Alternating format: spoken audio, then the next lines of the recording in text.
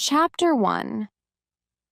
Stupid and rich, clever and poor. What can you say about a 25-year-old girl who died? You can say that she was beautiful and intelligent. She loved Mozart and Bach and the Beatles and TN. Once, when she told me that, I asked her who came first. She answered, smiling, "Like in the ABC." I smiled too. But now I wonder, was she talking about my first name? If she was, I came last, behind Mozart. Or did she mean my last name? If she did, I came between Bach and the Beatles, but I still didn't come first. That worries me terribly now. You see, I always had to be number one. Family pride, you see. In the autumn of my last year at Harvard University, I studied a lot in the Radcliffe Library. The library was quiet, nobody knew me there, and they had the books that I needed for my studies. The day before an examination, I went over to the library desk to ask for a book. Two girls were working there. One was tall and sporty, the other was quiet and wore glasses. I chose her and asked for my book. She gave me an unfriendly look. "Don't you have a library at Harvard?" she asked. "Radcliffe let us use their library," I answered. "Yes, Preppy, they do. But is it fair? Harvard has 5 million books. We have a few thousand." Oh dear, I thought.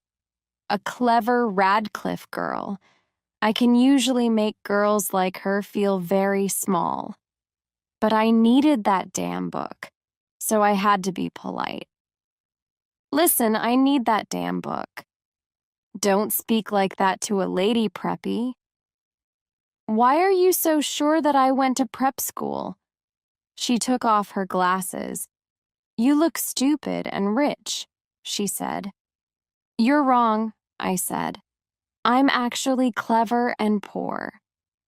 "Oh no, Preppy," she said. "I'm clever and poor." She was looking straight at me. All right, she had pretty brown eyes, and okay, perhaps I looked rich, but I don't let anyone call me stupid. "What makes you so clever?" I asked. "I'm not going to go for coffee with you," she said. "Listen, I'm not going to ask you." "That," she said, "is what makes you stupid." Let me explain why I took her for coffee. I got the book that I wanted, didn't I? And she couldn't leave the library until closing time. So I was able to study the book for a good long time. I got an A in my exam the next day. I gave the girl's legs an A too when she came out from behind the library desk. We went to a coffee shop and I ordered coffee for both of us. "I'm Jennifer Cavallari," she said. "I'm American, but my family came from Italy. I'm studying music." "My name is Oliver," I said. "Is that your first or your last name?" she asked. "I'm not going to go for coffee with you," she said first. "My other name is Barrett." "Oh," she said. "Like Elizabeth Barrett, the writer?" "Yes," I said. "No relation."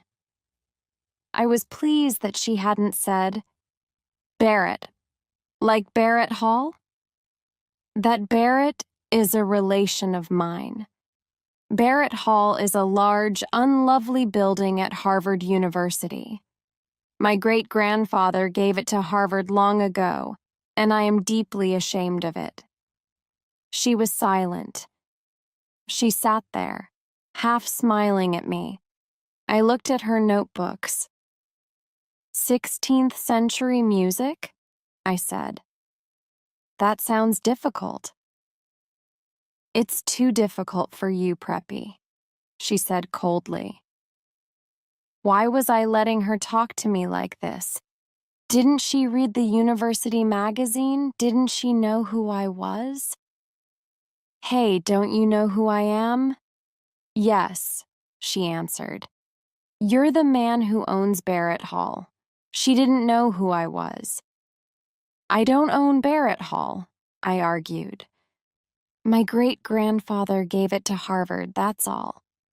So that's why his not-so-great-grandson could get into Harvard so easily. I was angry now. Jenny, if I'm no good, why did you want me to invite you for coffee? She looked straight into my eyes and smiled. I like your body, she said. Every big winner has to be a good loser, too. Every good Harvard man knows that. But it's better if you can win. And so, as I walked with Jenny to her dormitory, I made my winning move. Listen, Friday night is the Dartmouth hockey match, so I'd like you to come. These Radcliffe girls, they really care about sport. And why, she asked, should I come to a stupid ice hockey match? Because I'm playing, I answered. There was a moment's silence. I think I heard snow falling. For which team? She said. By the second quarter of the game on Friday night, we were winning 0-0. That is, Davy Johnson and I were getting ready to score a goal. The crowd were screaming for blood or a goal. I always feel that it's my job to give them both these things. I didn't look up, so at Jenny once, but I hoped she was watching me. I got the puck and started off across the ice. Davy Johnson was there on my left, but I didn't pass the puck to him. I wanted to score this goal myself, but before I could shoot, two big Dartmouth men were after me. In a moment, we were hitting the puck and each other as hard as we could. In a moment, we were hitting the puck and each other as hard as we could. You, said a voice suddenly. 2 minutes in the penalty box. I looked up. He was talking to me. What did I do? I asked. Don't argue. He called to the official's desk. Number 7, 2 minutes in the penalty box. For fighting. Angrily, I climbed into the penalty box. Why are you sitting here when all your friends are playing? The voice was Jenny's. I didn't answer. Come on, Harvard, get that puck, I shouted. What did you do wrong? Jenny asked. T tried too hard. Out there on the ice, Harvard were playing with only 5 men. Is that something to be ashamed of? Jenny, please, I'm thinking. What about? About those 2 Dartmouth men. When I get back onto the ice, I'll break them into little pieces. Do you always fight when you play hockey? I'll fight you, Jenny, if you don't keep quiet. I'm leaving, goodbye. I looked round, but she had gone. Just then the bell rang. My 2-minute penalty had finished. I jumped onto the ice again. Good old Barrett, shouted the crowd. Jenny will hear them shouting for me, I thought. But where was she? Had she left? As I went for the puck, I looked up into the crowd. Jenny was standing there. I took the puck and went towards the goal line. 2 Dartmouth players were coming straight at me. Do you always fight when you play hockey? Asked Jenny. Go, Oliver, go. Knock their heads off. That was Jenny's voice above the crowd. It was crazily, beautifully violent. I pushed past one Dartmouth man. I knocked hard into the other. Then I passed the puck to Davy Johnson, and he banged it into the Dartmouth goal. The crowd went wild. In a moment, we were all shouting and kissing and banging each other on the back. The crowd were screaming with excitement. After that, we murdered Dartmouth. 7-0. After the match, I lay in the hot bath and thought with pride about the game. I'd scored on 1 goal and helped to score another. Now the water felt wonderful on my tired body. Ah! Suddenly, I remembered Jenny. Was she still waiting outside? I hoped so. I jumped out of that bath and dressed as fast as I could. Outside, the cold winter air hit me. I looked round for Jenny.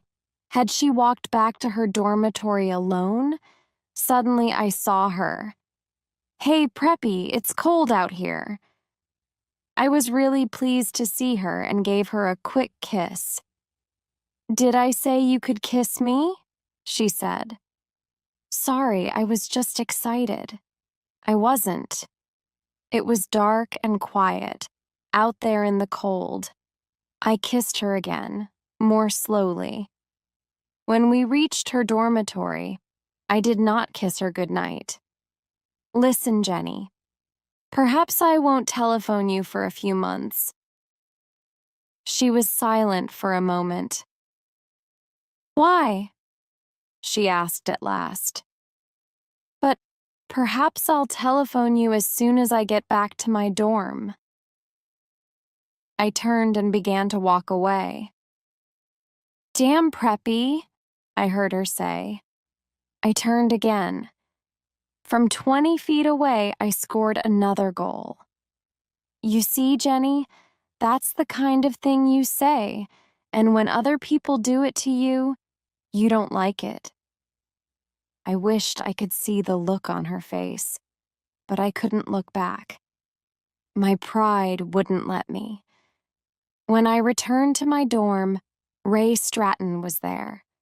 He and I slept in the same room.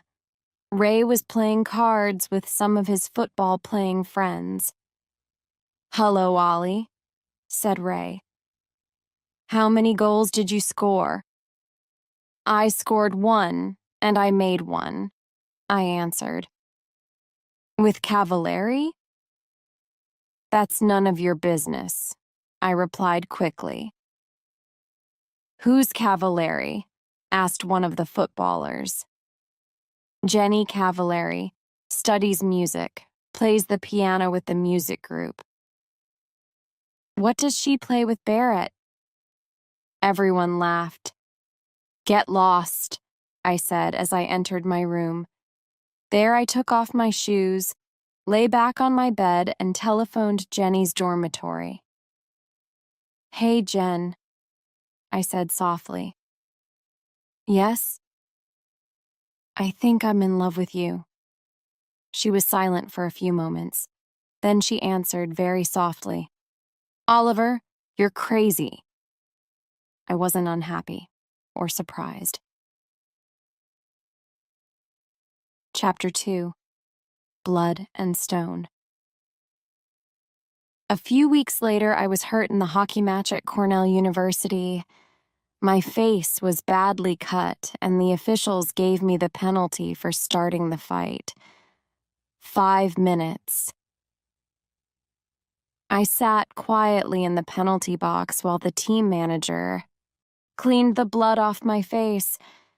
I was ashamed to look out onto the ice, but the shouts of the crowd told me everything. Cornell scored a goal. The score was 3-3 now. Damn, I thought.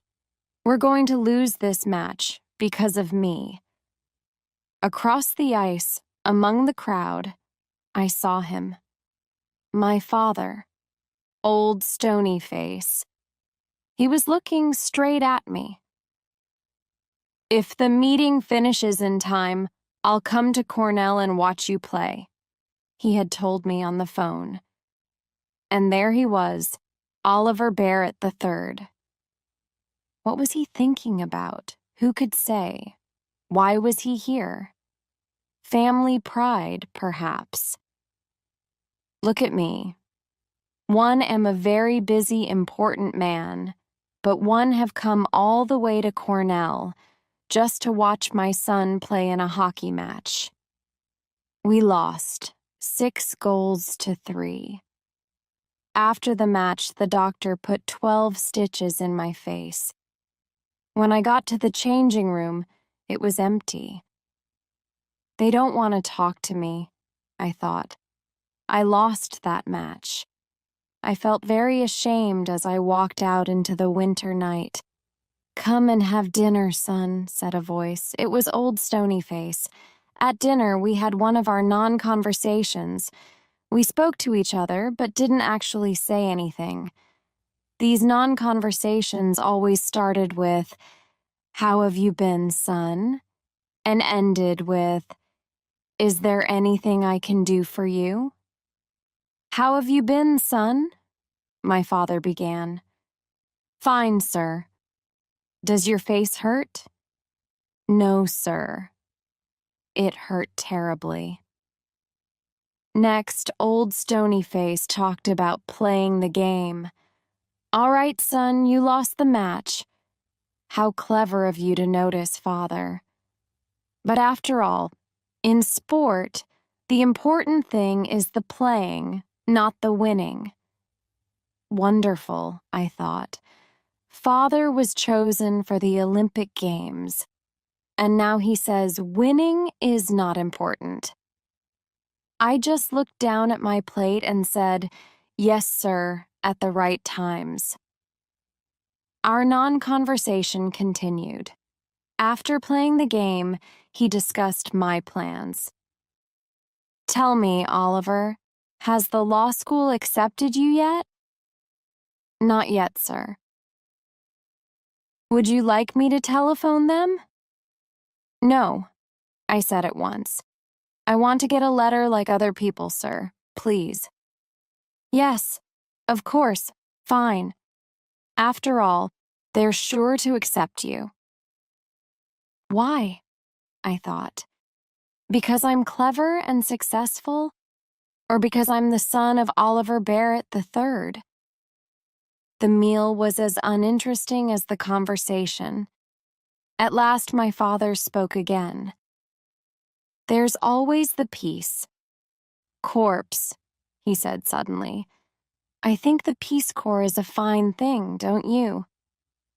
"Oh, yes, sir," I said politely. I knew nothing about the Peace Corps. "What do your friends at Harvard think about the Peace Corps?" he asked. "Do they feel that the Peace Corps is important in our world today?" "Yes, sir," I said politely, just to please him. After dinner, I walked with him to his car. "Is there anything I can do for you, son?" he asked. "No, thank you, sir. Good night, sir." Our non-conversation was finished. He drove away. Yes, of course there are planes, but Oliver Barrett III chose to drive. My father likes to drive, fast. And at that time of night, in an Aston Martin DBS, you can go very fast indeed. I went to telephone Jenny. That was the only good part of the evening. I told her about the fight. She enjoyed that. Her musical friends never got into fights. "I hope you hit the man who hit you," she said. "Oh, yes." "Good. I'm sorry I couldn't be there to watch you. Perhaps you'll hit somebody in the Yale match." I smiled. Jenny really made me feel better. Back at Harvard the next day, I called at her dorm.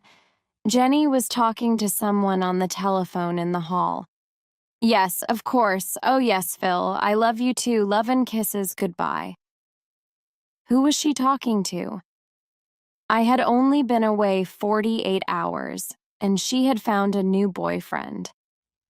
Jenny did not seem ashamed. She kissed me lightly on the unhurt side of my face. "Hey, you look terrible." 12 stitches, Jen. "Does the other man look worse than you?" Much worse. I always make the other man look worse. We walked to my MG sports car. Who's Phil? I asked as carelessly as I could. My father. I could not believe that. You call your father Phil? That's his name. What do you call your father? Sir. He must be really proud of you. You're a big hockey star, and you're always successful in your exams. You don't know anything, Jenny. He was good at exams and sport, too. He was in the Olympic Games. My God, did he win? No. Actually, old Stonyface was sixth, which makes me feel a little better. Jenny was silent for a moment. Why do you hate him so much? She asked at last. I'm Oliver Barrett IV, I answered. All Barrett have to be successful, and that means I have to be good at everything all the time. I hate it. Oh, I'm sure you do, laughed Jenny. You hate doing well in your exams. You hate being a hockey star.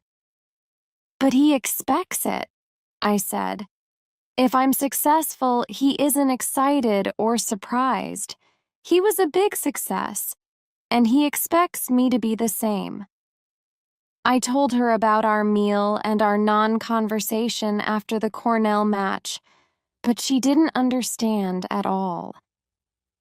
You say your father is a busy man, she said, but he found time to go all the way to Cornell to watch you play.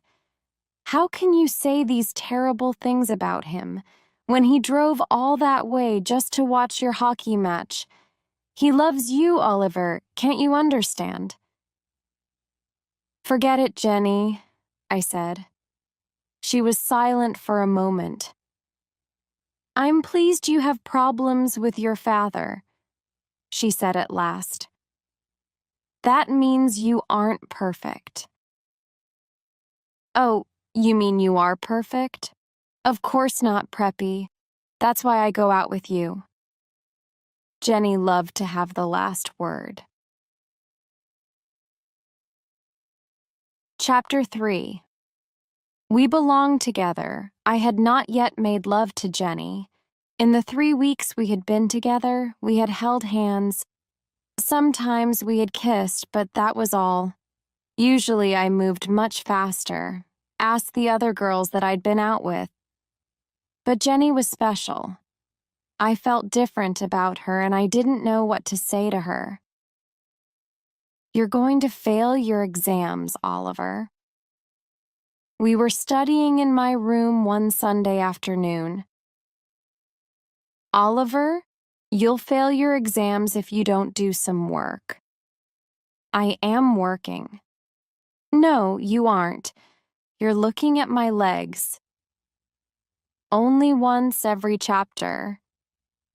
That book has very short chapters.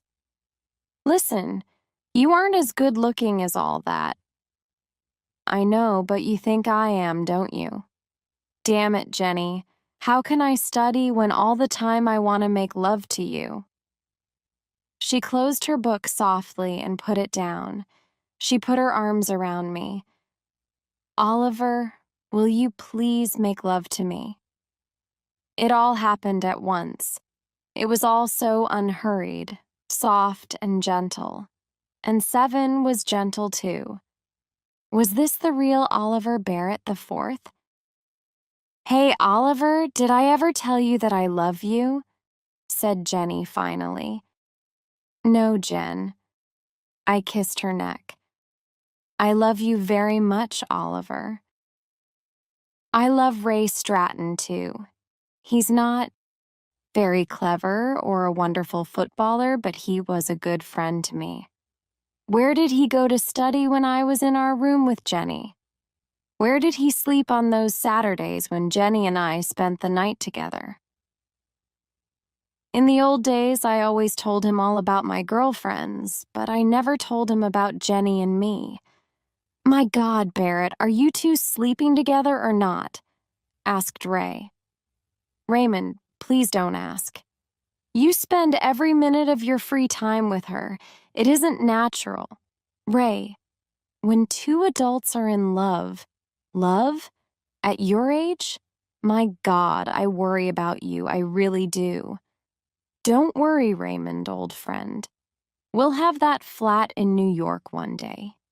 Different girls every night. Don't you tell me not to worry, Barrett. That girl's got you, and I don't like it. That evening, I went to hear Jenny play the piano with the music group. You were wonderful, I said afterwards. That shows what you know about music, Preppy. We walked along the river together. I played okay, not wonderful, not Olympic Games, just okay. Okay. Okay, but you should always continue your music. Of course I will. I'm going to study with Nadia Boulanger, aren't I? Who? Nadia Boulanger. She's a famous music teacher in Paris. I'm very lucky. I won a scholarship too. Jennifer, you're going to Paris? I've never seen Europe. I'm really excited about it. I took her by the arms and pulled her towards me. Hey, how long have you known this? Jenny looked down at her feet. Oliver, don't be stupid. We can't do anything about it. After we finish university, you'll go your way and I'll go mine. You'll go to law school. Wait a minute, what are you talking about?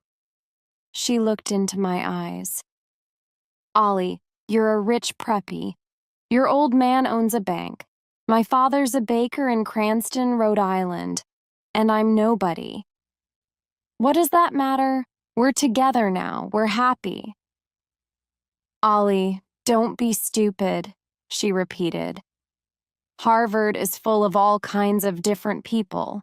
You study together, you have fun together. But afterwards, you have to go back to where you belong. We belong together. Don't leave me, Jenny, please. What about my scholarship? What about Paris? What about our marriage? Who said anything about marriage? Said Jenny in surprise. Me, I am saying it now. Why? I looked straight into her eyes. After we finish university, you'll go your way and I'll go mine. Because, I said. Oh, said Jenny. That's a very good reason. She took my arm and we walked along the river. There was nothing more to say, really. The next Sunday, we drove to visit my parents in Ipswich, Massachusetts. Jenny said it was the right thing to do, and of course there was also the fact that Oliver III paid for my studies at Harvard. Oh my God, Jenny said when we drove up to the house. T didn't expect this. It's like a damn palace. Please, Jen, everything will be fine. For a nice, all-American girl of good family, perhaps. Not for Jennifer Cavallari, baker's daughter from Cranston, Rhode Island. Florence opened the door. She has worked for the Barrett family for many years. She told us that my parents were waiting in the library. We followed her past a long line of pictures of famous Barretts and a glass case full of silver and gold cups. They look just like real silver and gold, said Jenny. They don't give cups like those at the Cranston Sports Club. They are real silver and gold, I answered. My God, are they yours? No, my father's. Do you have silver and gold cups too, Oliver? Yes. In a glass case, like these? No, up in my room under the bed. She gave me one of her good Jenny looks. We'll go and look at them later, shall we? Before I could answer, we heard a voice. Ah, hello there. It was old Stonyface. Oh, hello, sir. This is Jennifer. Hello there. He shook her hand before I could say her full name. There was a smile on his usually rock-like face. Do come in and meet Mrs. B. Arrett, my wife, Allison. This is Jennifer. Calaveri, I said. For the first and only time, I got her damn name wrong. Cavallari, said Jenny politely. Mother and Jenny shook hands. All through dinner, Mother kept the polite small talk going. So your people are from Cranston, Jennifer? Said my mother. Mostly. My mother came from Fall River. The Barretts have factories at Fall River, said Oliver III. Where they cheated their workers for centuries, said Oliver IV. In the 19th century, said Oliver III. What about the plans to put automatic machines in the factories? Said Oliver IV. What about coffee? My mother said quickly. We moved back into the library. We sat there with nothing to say to each other. So I started a new non-conversation. Tell me, Jennifer, I said, what do you think about the Peace Corps? She looked at me in surprise. Oh, have you told them, Opie? Asked my mother. It isn't the time for that, my dear, said Oliver Barrett III with an ask me look on his face. What's this, Father? I asked just to please him. Nothing important, son. I don't know how you can say that, said my mother. She turned to me. Your father is going to be head of the Peace Corps. Oh, I said. Oh, said Jenny in a different, happier kind of voice. Well done, Mr. Barrett. She gave me a hard look. Yes, well done, sir, I said at last. Chapter 4. Two different kinds of father.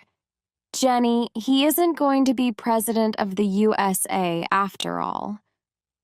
We were driving back to Harvard. You still weren't very nice to him about it, Oliver. I said, well done. Ha! Oliver, why are you so unkind to your father? You hurt him all the time. It's impossible to hurt Oliver Barrett III. No, it isn't. If you marry Jennifer Cavald, Oliver, I know you love me. But in a strange way, you want me because I'm not a suitable woman for a Barrett to marry. You are rebelling against your father. My father said the same thing a few days later when we had lunch together at the Harvard Club in Boston. Son, you're in too much of a hurry. The young lady herself is fine. The problem is you. You are rebelling and you know it. Father, what worries you most about her? That she's Italian or that she's poor? What do you like most about her? I'm leaving. Stay and talk like a man. I stayed. Old Stony Face liked that. He's won again, I thought angrily. Wait a while, son, Oliver Barrett III continued. That's all I ask. Finish law school. Why do I have to wait?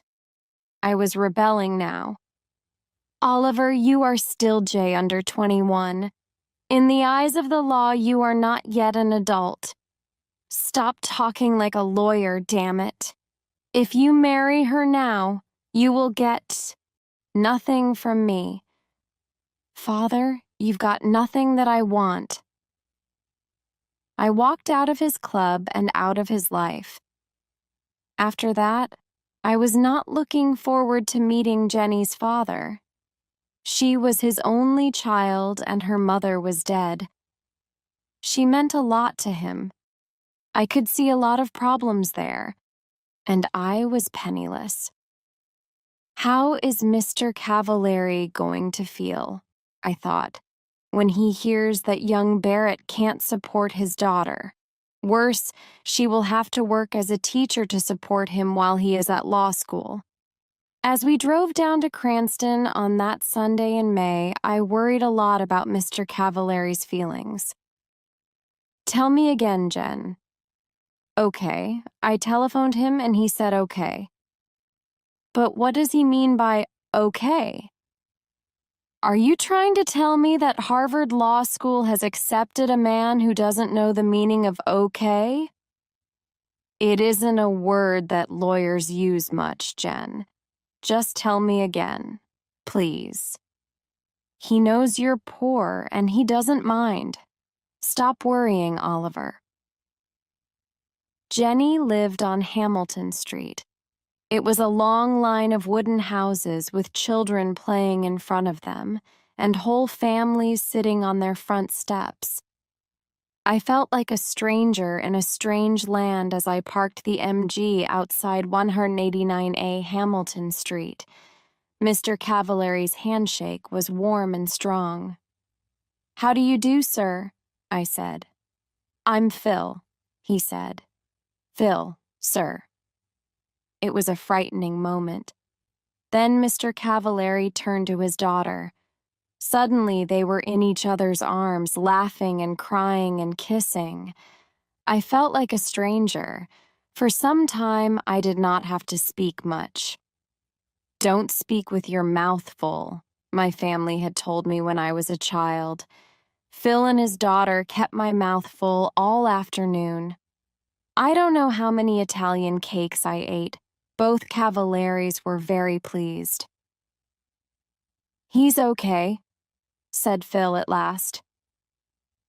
"I told you he was okay," said his daughter. "Well, I had to see for myself. Now I've seen him. Oliver." "Yes, sir?" "Call me Phil. You're okay." Later, Phil tried to have a serious talk with me. He thought he could bring Oliver Barrett the third and Oliver Barrett the fourth together again. "Let me speak to him on the telephone," he said. "A father's love is a very special thing." "There isn't much of it in my family," I said. "Your father will soon realize," he began. "When it's time to go to the church." "Phil," said Jenny gently, "we don't want to be married in church." He looked surprised, then unhappy. But he spoke bravely. "Call me Phil," said Mr. Cavallari. "Oliver, you're okay. It's your wedding, children. You choose. It's okay by me." My next meeting was with the head of Harvard Law School. "I'll need a scholarship for next year, sir," I said politely. "A scholarship? I don't understand. Your father?" "My father has nothing to do with it, sir. We've had a disagreement, and he isn't supporting me anymore." The head took off his glasses, then put them on again. I continued. "That's why I've come here to see you, sir. I'm getting married next month. We're both going to work during the summer. Then Jenny will support us by teaching, but her teaching won't pay enough to send me to law school, sir. I need a scholarship. I have no money in the bank." "Mr. Barrett, our scholarships are for poor people, and it's too late to ask for one. I do not wish to enter into a family disagreement, but I think you should go and talk to your father again." "Oh, no," I said angrily. "I am not, repeat not, going back to my father to ask for money." When Jenny graduated from university that summer, all her relations came from Cranston to watch. We didn't tell them about our marriage plans because we wanted a quiet wedding and didn't want to hurt their feelings. I graduated from Harvard the next day. Was Oliver the third there in the university hall? I don't know. I didn't look for old Stony Face in the crowd. I gave my parents tickets to Jenny and Phil, but as an old Harvard man, my father could sit with the class of 26. But why should he want to? I mean, weren't the banks open that day? The wedding was on the next Sunday. It was very quiet and very beautiful. Phil was there, of course, and my friend Ray Stratton. Jenny and I spoke about our love for each other and promised to stay together until death. Ray gave me the ring, and soon Oliver Barrett IV and Jennifer Cavallari were man and wife. We had a small party afterwards, just the four of us. Then Ray and Phil went home, and Jenny and I were alone together. "Jenny, we're really married." "Yes, now I can be as terrible to you as I like." Chapter 5. The first 3 years. For 3 years, we had to make every dollar do the work of 2. All through the summer holidays, we worked at the boat club in Dennis, Port. It was hard work, but we were never too tired to be kind to each other. I say kind because there are no words to describe our love and happiness together. After the summer, we found a cheap flat near the university. It was on the top floor of an old house and was actually very expensive. But what could we do? There weren't many flats around. "Hey, Preppy," said Jenny when we arrived there. "Are you my husband or aren't you?" "Of course I'm your husband." "Show me then." My God, I thought, in the street. Carry me into our first home. I carried her up the 5 steps to the front door. "Why did you stop?" she asked. "This isn't our home. Upstairs, Preppy." There were 24 stairs up to our flat, and I had to stop halfway. "Why are you so heavy?" I asked her.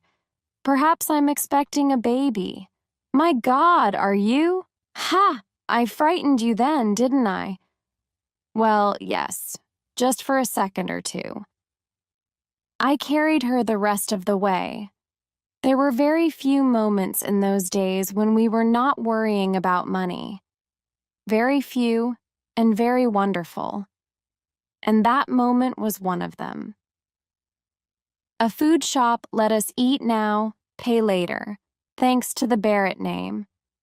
But our famous name did not help us in Jenny's work. The head of the school thought we were rich. "Of course, we can't pay our teachers very much," said Miss Whitman. "But that won't worry you, Mrs. Barrett." Jenny tried to explain that Barretts had to eat just like other people. Miss Whitman just laughed politely. "Don't worry," Jenny said to me. "We'll manage. Just learn to like spaghetti." I did. I learned to like spaghetti, and Jenny learned lots of different ways of cooking it. With Jenny's pay from school and our money from our summer work and my holiday jobs, we managed. Our lives had changed a lot, of course. There was no more music for Jenny. She had to teach all day and came home very tired. Then she had to cook dinner. Restaurants were too expensive for us. There were a lot of films that we didn't see, and places and people that we didn't visit. But we were doing okay. One day, a beautiful invitation arrived. It was for my father's 60th birthday party. "Well?" said Jenny. I was in the middle of a thick law book and did not hear her at first. "Oliver, he's reaching out to you." "No, he isn't. My mother wrote it. Now be quiet, I'm studying. I've got exams in 3 weeks. Ollie, think, 60 years old, damn it. How do you know that he'll still be alive when you decide to forget your disagreement?" "I don't know, and I don't care. Now let me get on with my work." "One day," said Jenny, "when you're having problems with Oliver V, our son won't be called Oliver. You can be sure of that," I said angrily. "You can call him Bozo if you like." But that child will feel bad about you because you were a big Harvard sportsman. And by the time he goes to university, you'll probably be a big, important lawyer. She continued, Oliver, your father loves you in the same way as you will love Bozo. But you Barretts are so full of pride, you'll go through life thinking that you hate each other. Now, what about that invitation? Write them a nice letter of refusal. Oliver, I can't hurt your father like that. What's their telephone number? I told her and was at once deep in my law book again. I tried not to listen to her talking on the telephone, but she was in the same room, after all. Suddenly I thought, how long does it take to say no $7? Jenny had her hand over the telephone mouthpiece. Ollie, do we have to say no? Yes, we do, and hurry up, damn it. I'm terribly sorry, she said into the telephone. She covered the mouthpiece again and turned to me. He's very unhappy, Oliver. Can you just sit there and let your father bleed? Stones don't bleed, Jen. This isn't one of your warm, loving Italian fathers. Oliver, can't you just speak to him? Speak to him. Are you crazy? She held the telephone towards me. She was trying not to cry. I will never speak to him. Ever, I said. Now she was crying, very quietly. Then she asked me once more. For me, Oliver? I've never asked you for anything. Please. I couldn't do it. Didn't Jenny understand? It was just impossible. Unhappily, I shook my head. Then Jenny spoke to me quietly and very angrily. You have no heart, she said. She spoke into the telephone again. Mr. Barrett, Oliver wants you to know. She was crying, so it wasn't easy for her. Oliver loves you very much, she said, and put the telephone down quickly. I don't know why I did it. Perhaps I went crazy for a moment. Violently. I took the telephone and threw it across the room. Damn you, Jenny, why don't you get out of my life? I stood still for a second. My God, I thought, what's happening to me? I turned to look at Jenny, but she had gone. I looked round the flat for her. Her coat was still there, but she had disappeared. I ran out of the house and searched everywhere for her. The law school library, Radcliffe, the music school. Was she in one of the music rooms? I heard somebody playing the piano, loudly and very badly. Was it Jenny? I pushed the door open. A big Radcliffe girl was at the piano. What's the matter? She asked. Nothing, I answered, and closed the door again. Where? Oh, where had she gone? I felt terrible. I searched the university, the streets, and the cafes. Nothing. Had she taken a bus to Cranston, perhaps? At midnight, I found a telephone box and called Phil. Hello? He said sleepily. What's the matter? Is Jenny ill? My God, I thought, she isn't there. She's fine, Phil. I just called to say hello. You should call more often, damn it, he said.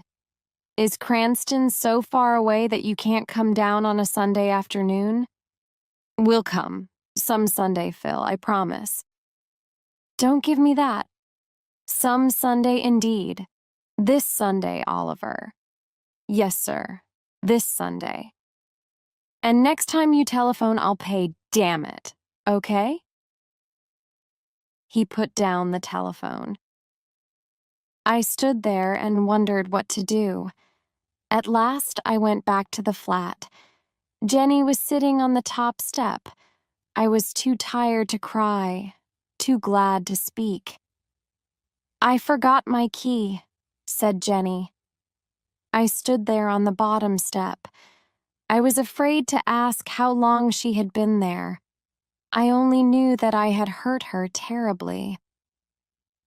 "Jenny, I'm sorry." "Stop," she said.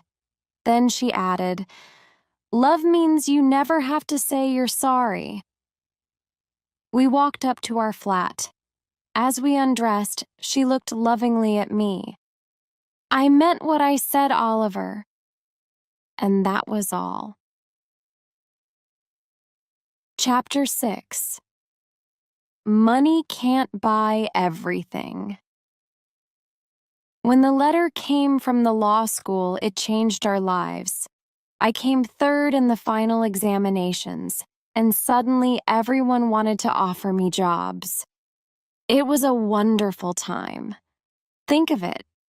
An American boy with a famous name, third in his examinations, and a Harvard hockey player, too. Crowds of people were fighting to get my name and number on their company writing paper. At last, I accepted a job with Jonas and Marsh in New York. I was the highest paid graduate of my year, too. After 3 years of spaghetti and looking twice at every dollar, it felt wonderful. We moved to a beautiful flat in New York. Jonas and Marsh's office was an easy 10-minute walk away, and there were lots of fashionable shops nearby, too. I told my wife to get in there and start spending immediately. "Why, Oliver?" "Woman, you supported me for 3 years. Now it's my turn." I joined the Harvard Club of New York. Ray Stratton was working in New York, too, and we played tennis together 3 times a week. My old Harvard friends discovered me once more, and invitations arrived. "Say no, Oliver. I don't want to spend my free time with a lot of empty-headed preppies." "Okay, Jen, but what shall I tell them?" "Tell them I'm expecting a baby." "Are you?" She smiled. "No. But if we stay at home tonight, perhaps I will. We already had a name for our child."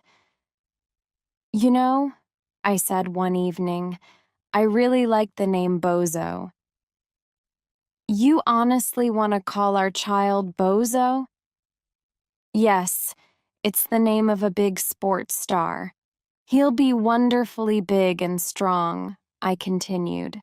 "Bozo Barrett, Harvard's biggest football star."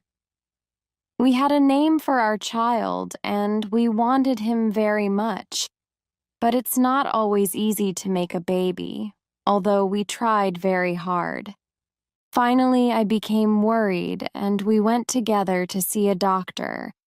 Dr. Shepard checked everything carefully. He took some of our blood and sent it away for examination. "We'll know soon," he said. A few days later, he telephoned me at my office and asked me to visit him on my way home that evening. "Well, doctor," I said, "which of us has the problem?" "It's Jenny," he said. "She will never have children." I was ready for this news, but it still shook me. "Well," I said, "children aren't everything." "Oliver," said Dr. Shepard, "the problem is more serious than that. Jenny is very ill. She has a blood disease. It is destroying her blood, and we can't stop it. She is dying, Oliver. I am very sorry." "That's impossible, doctor," I said. I waited for the doctor to tell me that it was not true. Kindly and patiently, he explained again, and at last I understood the terrible words. "Have you spoken to Jenny, doctor? What did you tell her?" "I told her that you were both all right. For the moment, it's better that way." I wanted to shout and scream at the unfairness of it all. Jenny was 24, and she was dying. "What can I do to help, doctor?" I asked at last. "Just be natural," he said. Natural. I waited for the doctor to tell me that it was not true. I began to think about God. At first, I hated him. Then next morning, I woke up and Jenny was there beside me, still there. I was ashamed. Thank you, God, I thought. Thank you for letting me wake up and see Jennifer. Be natural, the doctor had said. I did my best, and all the time I was living with my terrible secret. One day, Mr. Jonas called me into his office. "Oliver, I have an important job for you. How soon can you go to Chicago? You can take one of the younger men with you?" One of the younger men. I was the youngest man in the office. I understood the message, Oliver. Although you are still only 24, you are one of our top men. "Thank you, sir," I said, "but I can't leave New York just now." I had decided not to tell anyone about my troubles. I wanted to keep my secret as long as possible. I could see that old man Jonas was unhappy about my refusal. On the way home that day, I saw a notice in a travel shop window: "Fly to Paris." Suddenly I remembered Jenny's words. What about my scholarship? What about Paris? I went into the shop and bought 2 tickets to Paris. Jenny was looking gray and tired when I got home. When I showed her the tickets, she shook her head. "Oliver," she said gently, "I don't want Paris. I just want you. And I want time, which you can't give me."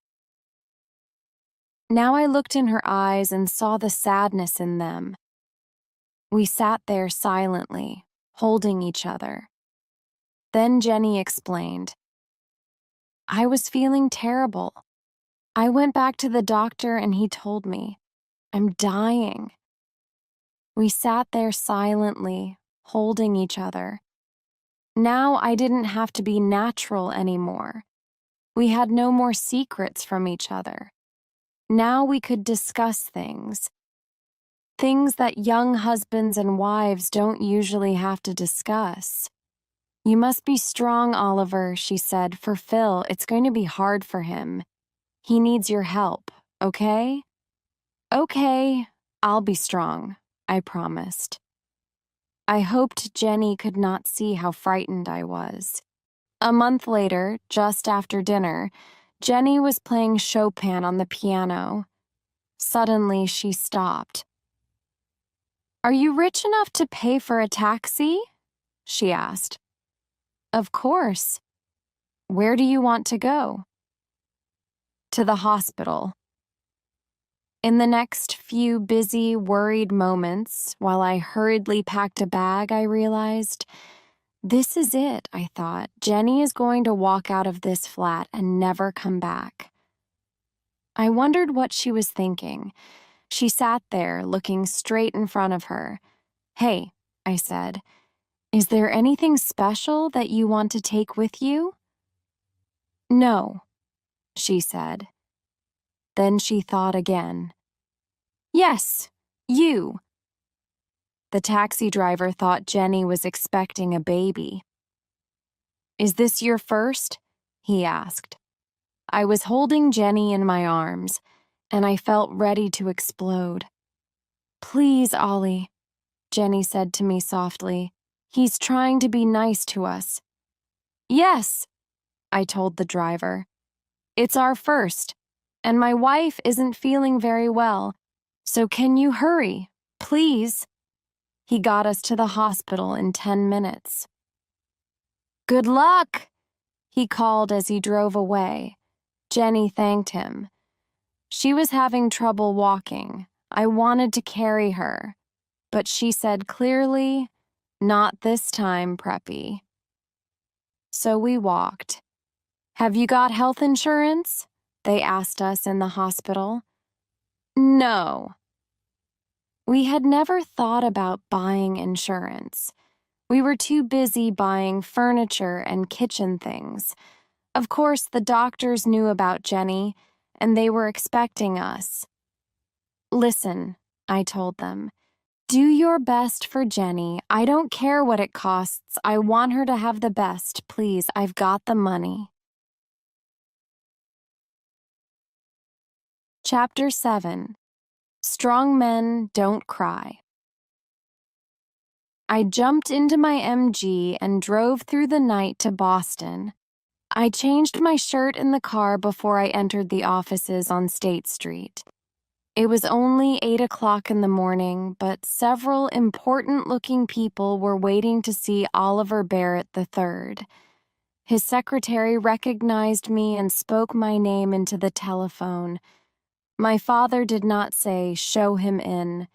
Instead, the door opened and he came out to meet me.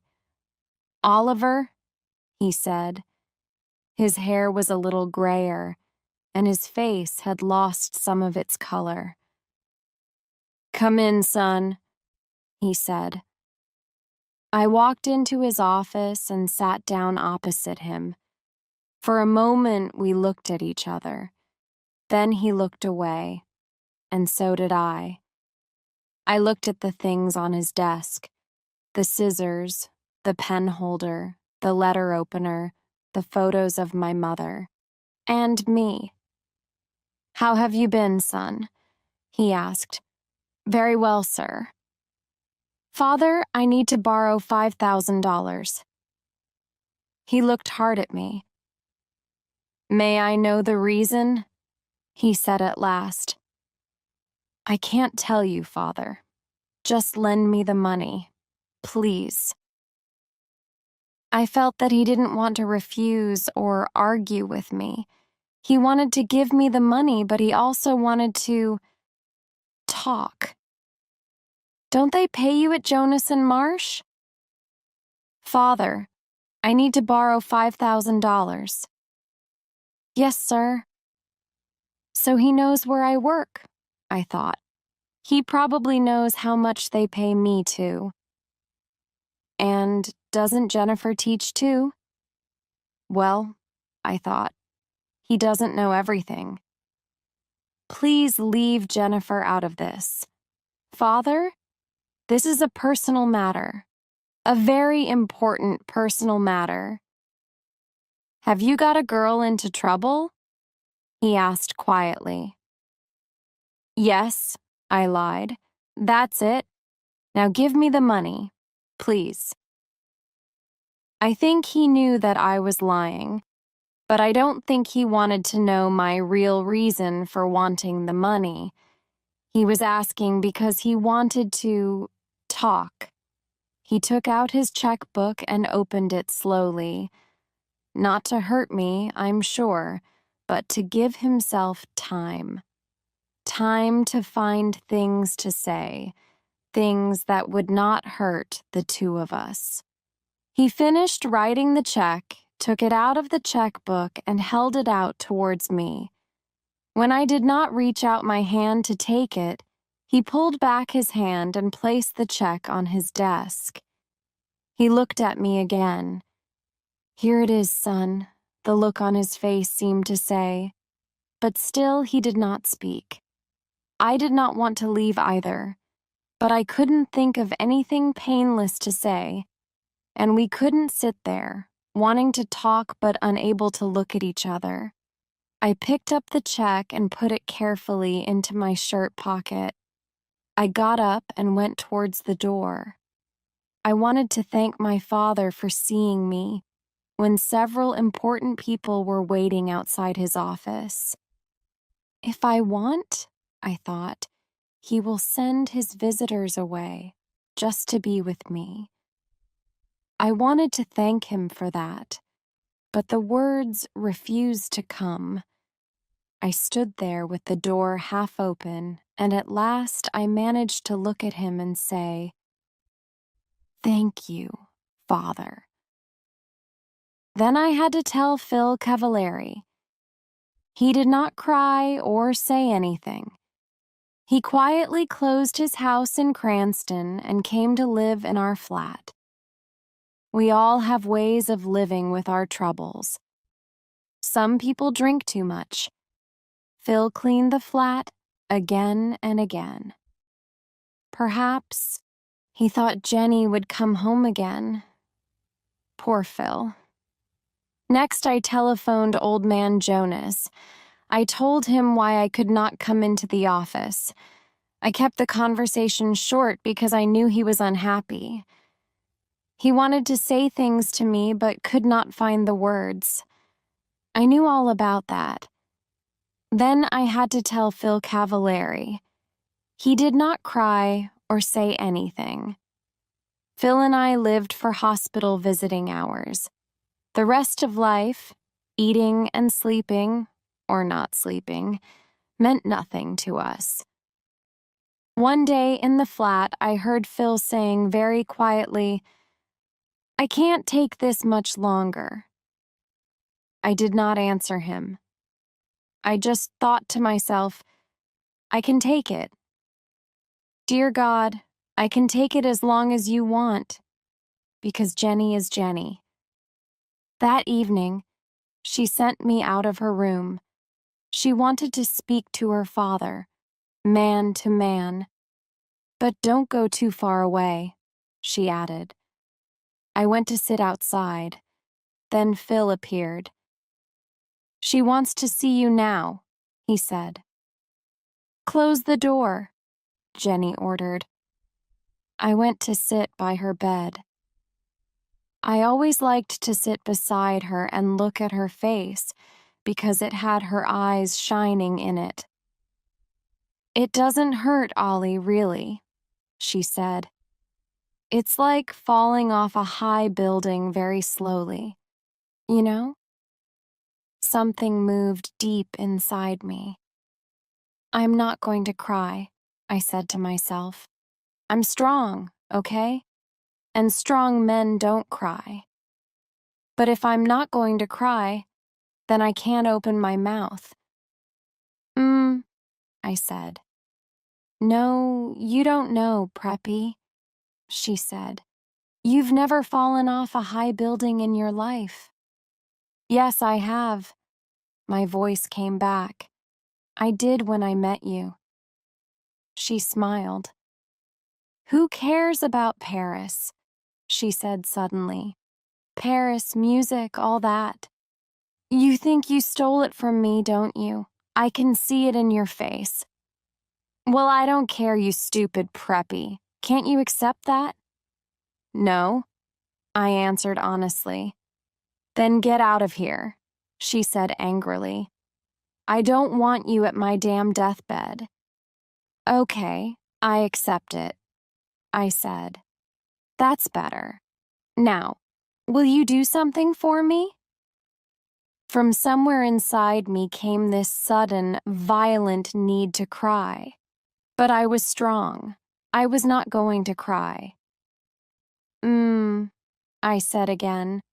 Will you please hold me, Oliver? I put my hand on her arm. Oh God, she was so thin and held it. No, Oliver, she said.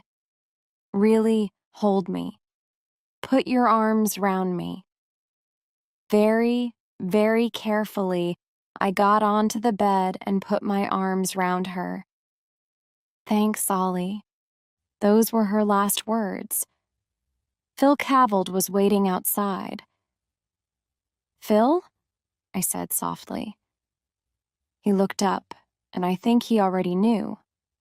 I walked over and put my hand on his arm. I won't cry, he said quietly. I'm going to be strong for you. I promised Jenny. He touched my hand very gently, but I had to be alone, to feel the night air, to take a walk perhaps. Downstairs, The entrance hall of the hospital was very calm and quiet. The only noise was the sound of my footsteps on the hard floor. Oliver. It was my father. Except for the woman at the desk, we were all alone there. I could not speak to him. I went straight towards the door, but in a moment he was out there, standing beside me. "Oliver," he said, "why didn't you tell me?" It was very cold. That was good, because I wanted to feel something. My father continued to speak to me, while I stood still and felt the cold wind on my face. "Oliver," said my father, "I want to help. I heard this evening. I jumped into the car at once." I was not wearing a coat. The cold was starting to make me ache. "Good. Good." "Oliver," said my father, "I want to help." "Jenny's dead," I told him. "I'm sorry," he said very softly. I don't know why I did it, but I repeated Jenny's words from long ago. Love means you never have to say you're sorry. Then I did something which I had never done in front of him before. My father put his arms round me and I cried.